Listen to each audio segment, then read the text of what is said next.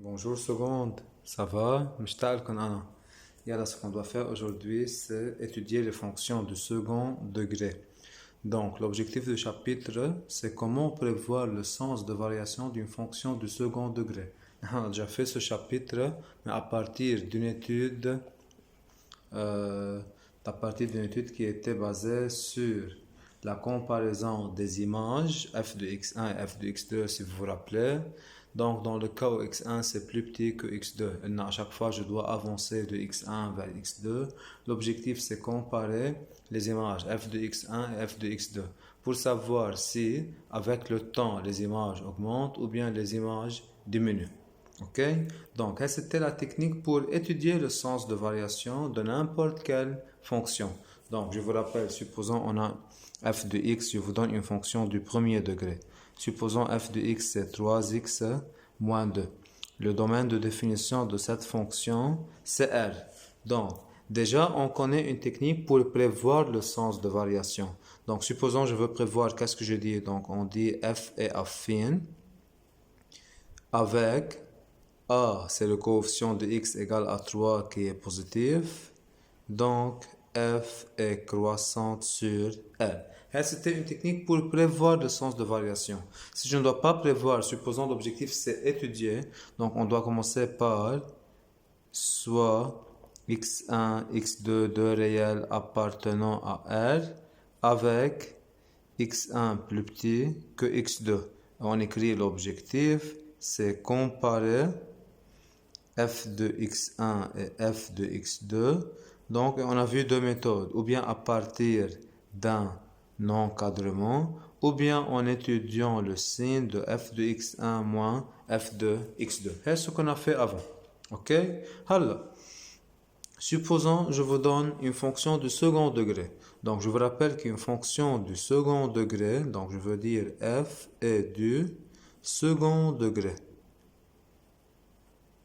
Donc, je vous rappelle qu'une fonction du second degré, elle admet combien de formes?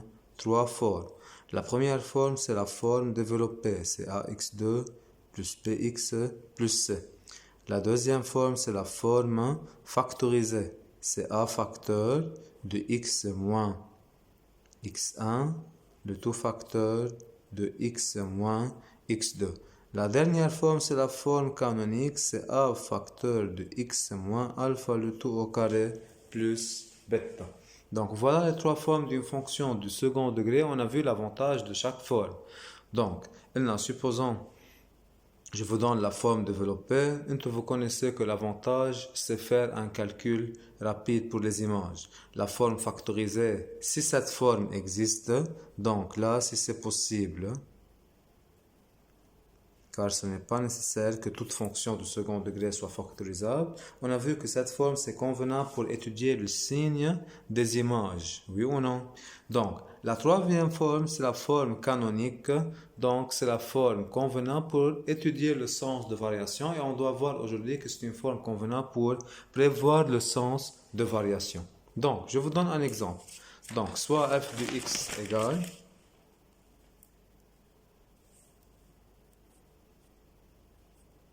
3 facteurs de x moins 2 le tout au carré moins 4.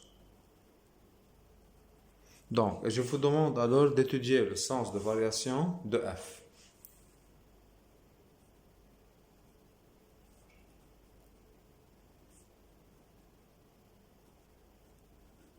Donc, avant tout, on commence par préciser le domaine de définition. On dit le domaine de f, c'est R. Donc, d'habitude, pour étudier le sens de variation, qu'est-ce qu'on doit faire? On doit avancer de x1 vers x2. Et on doit comparer les images, f de x1 et f de x2. Donc, on commence par soit x1, x2, deux réels appartenant à R, tels que x1, c'est plus petit que x2. Et là, on dit l'objectif, c'est comparer f de x1 et f de x2. Donc, n'oubliez pas qu'on a deux méthodes pour comparer les images, ou bien à partir d'un encadrement, ou bien en étudiant le signe de la différence. Supposons que je dois appliquer la méthode d'encadrement. Donc, on commence par un encadrement. Donc, on a x1, c'est plus petit que x2. Et on a pris les deux valeurs, ou bien les deux réels, dans R. Donc, voilà tous les nombres en maths. On a pris là x1, et là c'est x2. Top. On peut écrire cette inégalité sous forme d'un encadrement? Non. Donc, quelles sont les étapes à suivre pour faire apparaître f de x1? Donc, je vous rappelle que f de x1, c'est l'image de x1 par f, donc c'est 3 facteurs de x1 moins 2, le tout au carré, moins 4.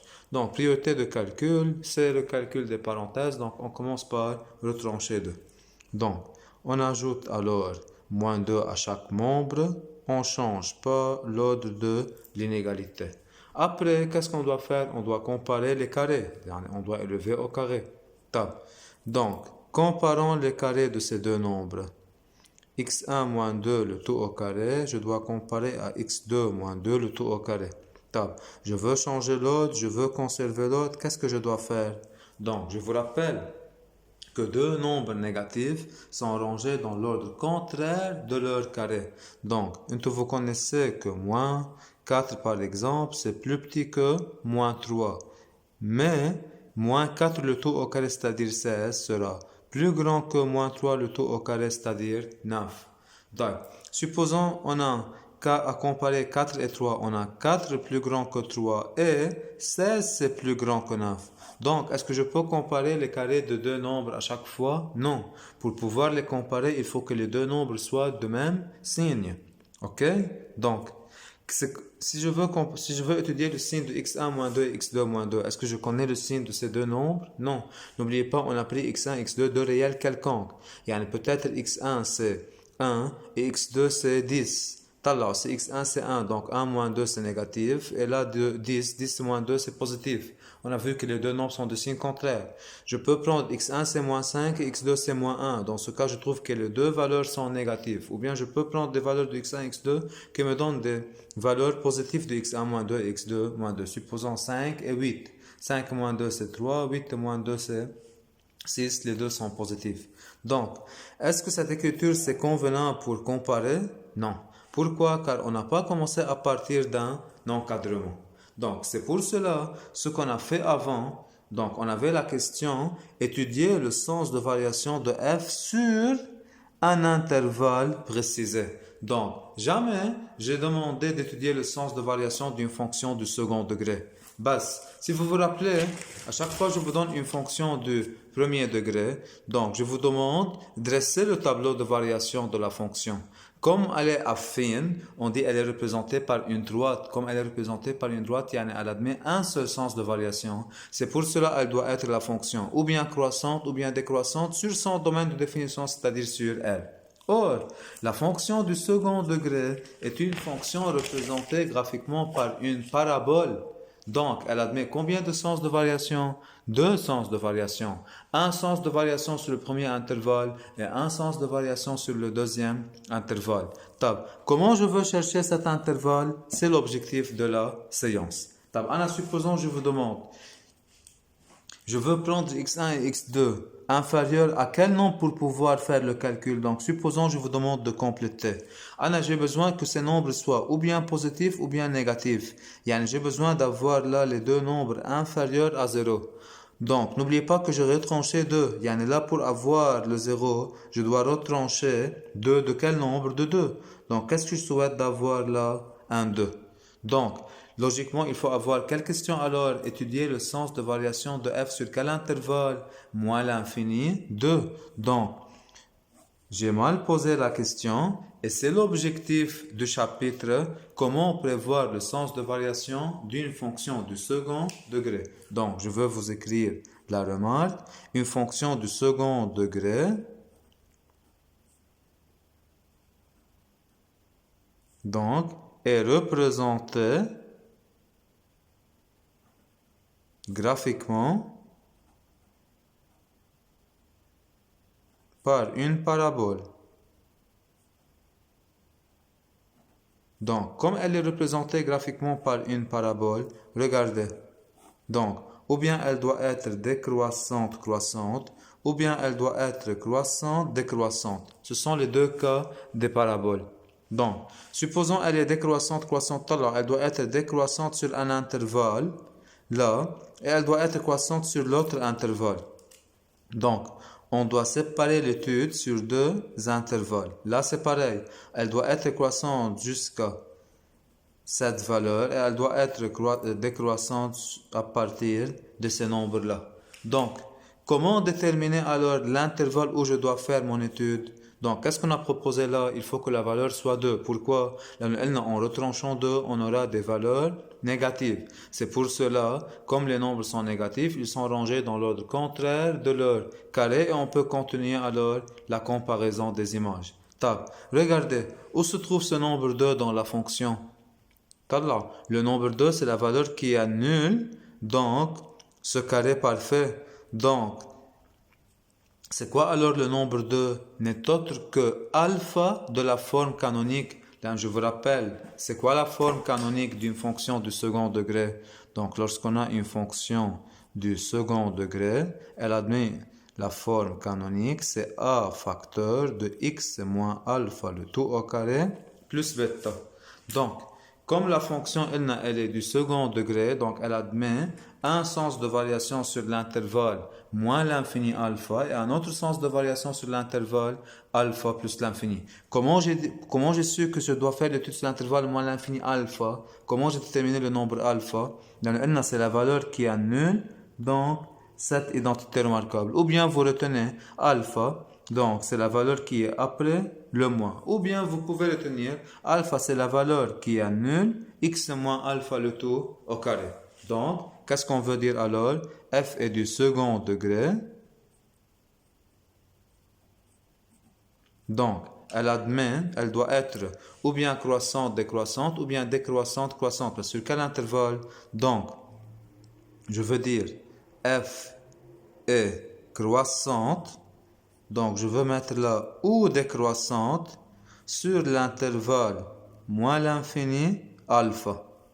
Donc, et elle doit être ou bien décroissante ou bien croissante sur l'intervalle alpha plus l'infini.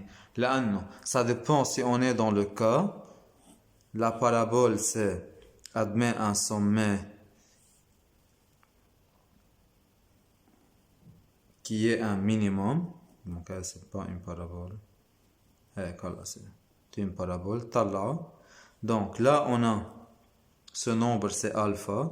Donc, on doit avoir alors que f est décroissante sur moins l'infini alpha et elle doit être croissante sur alpha jusqu'à plus l'infini. Ou bien on doit avoir l'autre forme de la parabole, donc qui admet alors un maximum. Dans ce cas, quand même, on doit avoir un sens de variation sur moins l'infini alpha et un autre sens de variation sur l'intervalle alpha plus l'infini. C'est quoi le nombre alpha? C'est le même nombre qui est dans la forme canonique et en fait c'est la valeur qui annule ce carré parfait. Donc, qu'est-ce qu'il nous reste à préciser? Comment on peut savoir si f est croissante sur moins l'infini alpha ou bien elle est décroissante? Donc, qu'est-ce qu'on a su? On a su comment déterminer l'intervalle. Et je vous demande, étudier le sens de variation de f sur, on peut compléter alors. Donc, supposons je vous donne la même fonction. F de x égale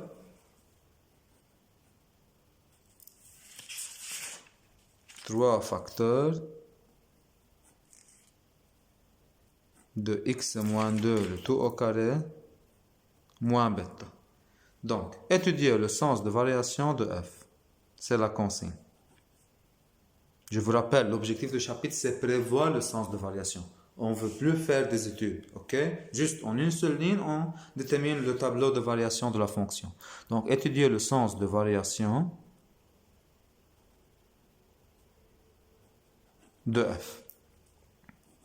Donc, f est une fonction de second degré. Elle est définie sur R.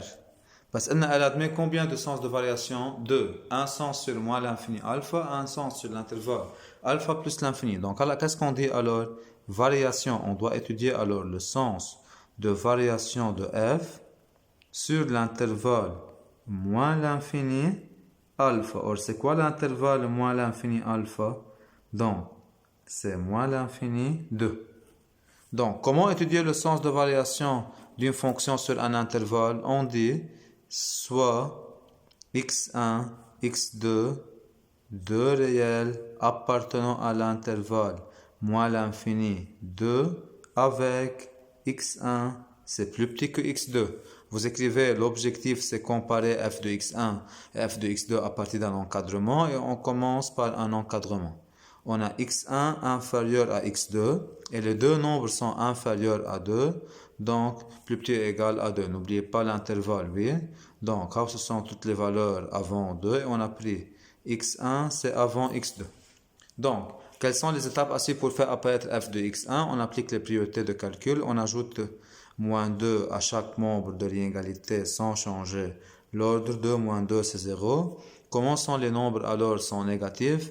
Ils sont rangés dans l'ordre contraire de leur carré. C'est pour cela que j'ai changé l'ordre. Alors, on multiplie par 3 qui est positif. Je conserve l'ordre de l'inégalité.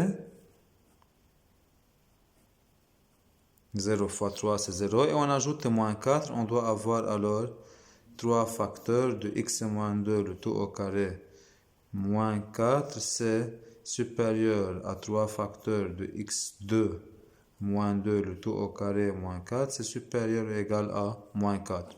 Donc, f de x1, c'est supérieur à f de x2 et les deux sont supérieurs ou égal à moins 4. Donc, on a avancé de x1 vers x2 parce qu'on a remarqué que f de x1 c'est plus grand que f de x2, donc les images ont diminué. Donc, f est décroissante sur l'intervalle moins l'infini 2. Alors, c'est quoi l'objectif du chapitre? Comment déterminer cette phrase sans faire toute cette étude? C'est l'objectif du chapitre. Ok? Donc, je commençais par expliquer comment déterminer cet intervalle. Ok? On a une fonction du second degré. Elle est représentée graphiquement par une parabole. Donc, elle est ou bien décroissante, puis croissante, ou bien elle est croissante, puis décroissante. C'est pour cela qu'elle admet deux sens de variation. Comment je détermine l'intervalle où je dois faire mon étude? Est-ce qu'on fait l'étude sur le domaine de définition? Non. Pourquoi? La fonction n'est pas monotone, elle n'admet pas un seul sens de variation. On doit faire l'étude sur l'intervalle moins l'infini alpha. Lorsqu'on retranche alpha, on aura des valeurs ou bien positives ou bien négatives. Est-ce que c'est nécessaire de faire cette étude? Non. Regardez. Maintenant, supposons là, les valeurs sont positives ou bien négatives en multipliant par 3. Donc, j'ai conservé l'ordre. Supposons j'avais moins 3 là. Donc, qu'est-ce que je dois faire? Donc, je dois changer l'ordre. Là, j'ai conservé l'ordre. Donc, regardez ce qu'on doit écrire alors. Le sens de variation d'une fonction du second degré dépend du signe de A. Donc, si A est positif, c'est obligatoirement que la parabole soit sous cette forme. C'est obligatoirement que la fonction admet un minimum en alpha. Ok? C'est dans quel cas on a un minimum en alpha? Là, c'est alpha, c'est une valeur de x. Dans quel cas on a un minimum atteint en alpha si A est positif? Si A est négatif, dans ce cas, qu'est-ce qu'on doit avoir? On doit avoir une parabole ayant un maximum atteint en alpha. Donc, qu'est-ce qu'on doit avoir alors là? F est décroissante sur moins l'infini 2 et à la fin on doit avoir que f est croissante sur 2 plus l'infini. C'est pour cela on doit avoir ce tableau de variation. Parce avant f de x est égal à 3 facteurs de x moins 2 le tout au carré moins 4. Donc comme résumé de ce qu'on a fait, le domaine de définition de f c'est moins l'infini plus l'infini. Mais elle admet un sens de variation sur moins l'infini 2 et un autre sens de variation sur 2 plus l'infini. Donc, on a vu au début que f est décroissante sur moins l'infini 2, elle est croissante sur 2 plus l'infini. Donc, qu'est-ce qu'elle admet alors? Un minimum atteint en 2. Quel est ce minimum? C'est f de 2. Donc, on calcule f de 2, 2 moins 2 c'est 0, au carré fois 3 c'est 0. On trouve que c'est égal à moins 4. Donc, je répète, qu'est-ce qu'on doit apprendre aujourd'hui? Comment prévoir ce tableau de variation sans faire toutes les études. Ok? Donc, à chaque fois j'ai une fonction de second degré, connaissant sa forme canonique, je peux prévoir son tableau de variation. Donc, qu'est-ce qu'on dit alors? On a combien de cas? 2 cas. Regardez quels sont les 2 cas alors. Donc, on a f de x égale à a facteur de x moins alpha, le tout au carré, plus bêta. Alors, que remarquez-vous? Regardez, le 2 n'est autre que alpha. Donc, l'image ou bien le minimum, c'est moins 4, n'est autre que bêta.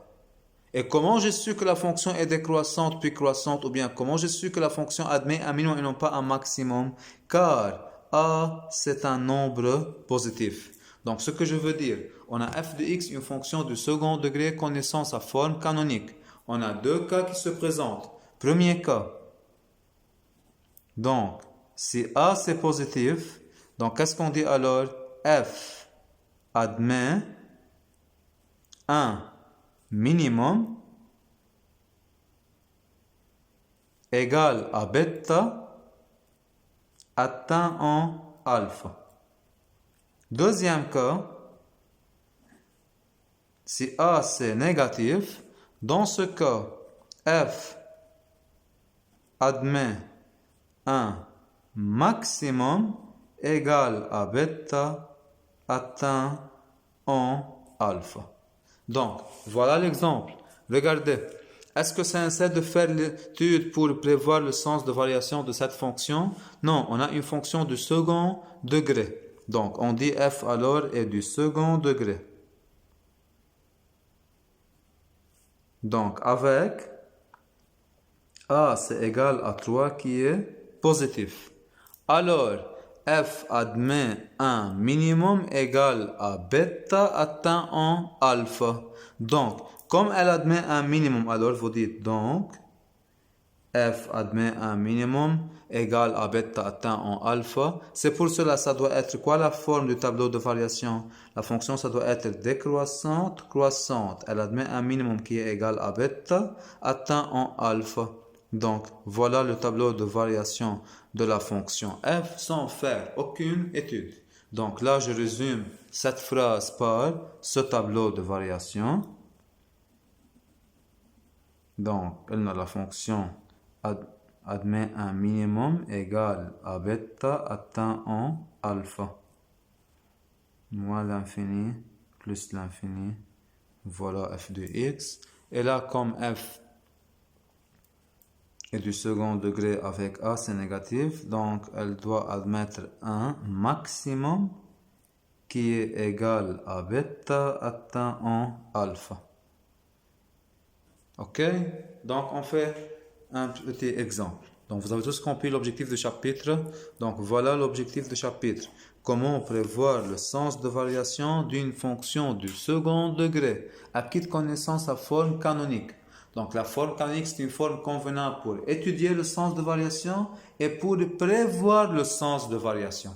Ok, donc pour prévoir rapidement le sens de variation d'une fonction, on souhaite d'avoir sa forme canonique. Donc, si je connais la forme canonique avec A c'est positif, donc la fonction elle doit être représentée par une parabole qui admet un minimum égal à bêta atteint en alpha. Donc, si A c'est négatif, la fonction elle doit admettre un maximum égal à bêta atteint en alpha. Alors, pour ne pas oublier si A positif elle admet un minimum et que si A c'est négatif, la fonction admet un maximum. Prenez la fonction f de x égale à x carré, c'est une fonction usuelle. Donc, f de x égale à x au carré, et en fait, c'est 1x au carré.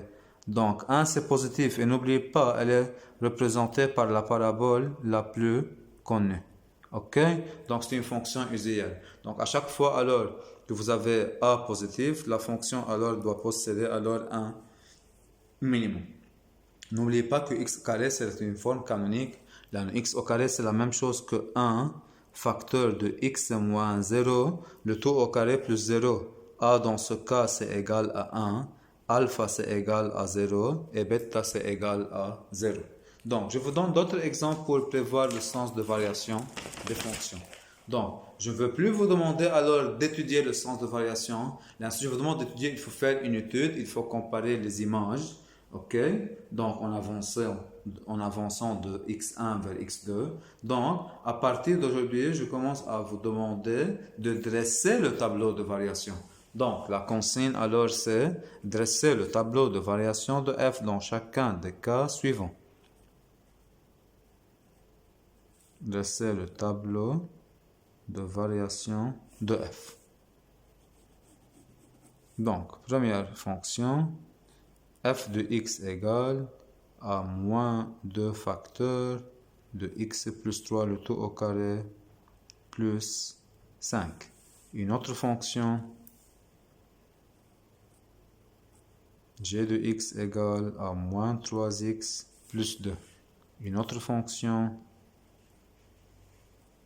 s de x égale à moins 3x au carré plus 2. Je vais vous donner quand même une fonction p de x est égal à x au carré moins 4x plus 5. Ok? Donc, pour la première fonction, on a une fonction du second degré. Connaissant sa forme canonique, on peut prévoir alors son sens de variation. Donc, vous dites alors f est du second degré avec a c'est égal à moins 2, c'est négatif, implique f admet un minimum qui est égal à alpha. Je vous rappelle, alpha c'est la valeur qui annule ce carré, c'est-à-dire moins 3 et non pas 3. Ok? Ou bien vous écrivez x moins 3, c'est la valeur qui est après le signe moins. Donc, atteint le minimum, c'est égal à bêta, c'est-à-dire plus 5, atteint en alpha, qui est égal à moins 3. Voilà alors le tableau de variation. Le domaine, c'est moins l'infini plus l'infini, c'est mieux d'écrire le domaine. Donc, c'est vrai qu'elle est une fonction définie sur R, mais elle admet un sens sur moins l'infini, moins 3, un autre sens sur l'intervalle moins 3 plus l'infini. La fonction admet un minimum, donc elle est décroissante, puis croissante. Le minimum, c'est égal à 5. Ok? Donc, là, j'ai mal fait, désolé. Donc, A, c'est égal à moins 2. Donc, comme A, c'est égal à moins 2, donc, f admet un maximum. Donc, je vais vous dire comment j'ai su que j'ai mal étudié le sens de variation. Donc, j'ai remarqué que le minimum c'est 5. Comme le minimum c'est 5, les autres images commençant alors sont supérieures à 5. Qu'est-ce que j'ai pris? J'ai pris un exemple. Ok? J'ai remplacé x par une valeur, supposons le 0. Donc, je remplace x par 0, je trouve moins 18 plus 5, c'est moins 13. C'est inférieur à 5. Donc, à qui j'ai mal étudié le sens de variation. Ok? Donc, f admet alors un maximum égal à bêta atteint en alpha. C'est pour cela qu'on doit avoir ce tableau de variation. X, le domaine c'est moins l'infini plus l'infini. Donc, le sommet c'est d'abscisse alpha qui est égal à moins 3. La fonction alors admet un maximum qui est égal à bêta, c'est-à-dire 5, atteint en alpha. Alors, ce tableau c'est logique. La valeur la plus grande c'est 5 et les autres valeurs sont alors inférieures à 5. Si je remplace x par 2, je dois avoir 2 plus 3, 5. 5 au carré, 25. 25 fois moins 2, moins 50. Plus 5, moins 45. C'est inférieur à 5. Ok? Donc, vous avez compris? On passe à étudier ou bien à dresser le tableau de variation de G. Donc, G est une fonction du premier degré. On peut prévoir aussi son sens de variation. Elle est une fonction du premier degré définie sur R. Elle admet un seul sens de variation car elle est représentée graphiquement par une droite. Comme A c'est négatif, la fonction c'est alors décroissante sur R.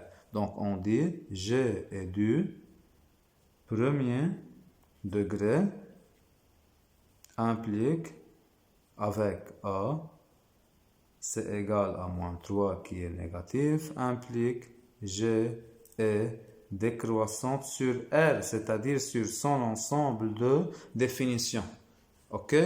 Donc, on doit avoir le domaine, c'est moins l'infini plus l'infini. La fonction n'est pas un sommet, elle est une fonction décroissante. S de x. Donc, S de x égale à moins 3x au carré plus 2. Donc, S est une fonction du second degré. Donc, elle est représentée graphiquement par une parabole. Donc, la fonction est soit décroissante, croissante, soit croissante, décroissante. Donc, ou bien elle admet un maximum, ou bien elle admet un minimum. Top. Pour prévoir le sens de variation, qu'est-ce qui nous manque? La forme canonique de la fonction. Est-ce que je peux nommer cette forme, c'est la forme canonique? Oui. Cette forme, c'est la forme développée et la forme canonique. Pourquoi cette forme est la forme canonique? Car comment je peux l'écrire? C'est moins 3 facteur de x moins 0 le tout au carré plus 2. Yani, en fait, cette forme, c'est une forme développée et c'est une forme canonique. Donc, je veux écrire, c'est une forme développée et c'est une forme canonique. Donc, comme j'ai la forme canonique, je peux prévoir le sens de variation qui joue le rôle de A, c'est le coefficient de x au carré dans la forme développée, ou bien c'est le coefficient du carré parfait, c'est aussi moins 3 dans la forme canonique. Donc, moins 3 c'est négatif, c'est pour cela on doit avoir une fonction qui admet un maximum qui est égal à bêta atteint en alpha. Je ne dois pas écrire la phrase, donc vous écrivez vous-même la phrase, vous trouvez que le domaine c'est moins l'infini plus l'infini. Ça c'est le domaine de f. C'est une fonction qui est définie sur R. Mais elle admet deux sens de variation. Oui, en fait, elle admet un sommet. Comme elle admet un sommet, la fonction c'est alors croissante, décroissante. Elle admet un sommet qui est égal à bêta, c'est 2. Atteint en alpha, c'est 0. Donc voilà alors le sens de variation de la fonction f de x. Alors on passe à dresser le tableau de variation de la fonction p. Donc p aussi c'est une fonction de second degré, c'est x au carré moins 4x plus 5. Donc comme p est une fonction du second degré, pour prévoir son sens de variation, qu'est-ce qu'il nous manque? La forme canonique de P. Donc, par quoi on commence alors? Par déterminer la forme canonique de P. Alors, sans connaître la forme canonique, je peux dire que A c'est égal à combien? 1. Comme A c'est égal à 1 qui est positif, la fonction c'est alors décroissante, croissante.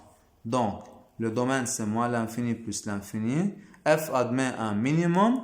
Donc, c'est égal à combien? À bêta. Mais bêta c'est combien? On ne sait pas. Atteint où? En alpha. Alpha c'est combien? On ne sait pas. Donc, à partir de la forme développée, juste on peut avoir la forme de la parabole. Donc, c'est une fonction décroissante, croissante. Ou bien c'est une fonction qui admet un minimum. Qu'est-ce qui nous manque pour compléter ce tableau de variation? La forme canonique. C'est pour cela, c'est quoi la première étape pour étudier le sens de variation de P? C'est commencer par déterminer la forme canonique. Donc, première étape,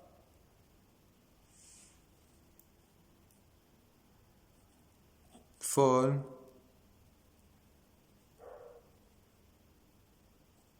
canonique. On a f de x, c'est x au carré moins 4x plus 5. Je vous rappelle les étapes à suivre pour déterminer la forme canonique. Première étape, c'est factoriser par a. Les trois termes, c'est déjà 1. Donc, la deuxième étape, c'est ajouter et retrancher b au carré. Donc, x au carré moins 4x pour faire apparaître une identité remarquable, plus b au carré moins b au carré plus 5. Avec b, c'est la moitié du coefficient de x, donc c'est moins 4 sur 2, c'est moins 2. Donc, c'est x au carré moins 4x plus moins 2, le tout au carré, c'est 4, moins 4 plus 5. Voilà alors l'identité remarquable, c'est l'objectif. Et là, on fait le calcul. Donc, on doit avoir à la fin x moins 2, le tout au carré, plus 1. Voilà la forme canonique. Deuxième étape, c'est prévoir le sens de variation. Vous écrivez la phrase f est du second degré avec a c'est égal à 1 qui est positif, implique f admet un minimum qui est égal à bêta atteint en alpha et vous trouvez ce tableau de variation. Moins l'infini plus l'infini, elle admet un minimum atteint en alpha qui est égal à 2. Je vous rappelle, alpha c'est la valeur qui annule. Donc, l'identité et le minimum ça doit être bêta qui est égal à 1. Voilà alors le sens de variation de la fonction f de x. Alors, quelle question je peux vous poser? En déduire alors le signe de f. Est-ce que c'est nécessaire de faire le tableau de signes à partir d'une factorisation ou bien à partir d'une forme convenable? Non. Regardez, c'est quoi la plus petite valeur donc des images? C'est égal à 1 qui est positif. Donc, comment sont les autres images? Ce sont alors positifs. C'est pour cela on doit avoir f de x qui est positif sur R. S'il vous plaît, n'oubliez pas la différence entre signe d'une fonction et variation d'une fonction. OK? Donc, c'est suffisant pour aujourd'hui. Merci.